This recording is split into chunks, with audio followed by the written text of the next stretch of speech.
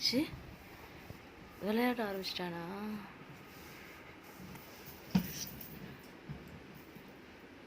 ருத்வா, ருத்துக்குட்டி என்ன பண்றீங்க? பாப்பா என்ன பண்றீங்க? என்ன பண்றீங்க? ருத்வா, போல் வச்சு என்ன பண்றீங்க பாப்பு?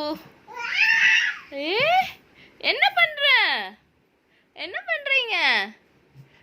ஓ அப்பு, பால் எங்க? பால் எங்க? ருத்வா பால் ஏழு ராஜ், நீ தள்ளி வை, அவன் ஓடியாரானு பார்ப்போம். ம்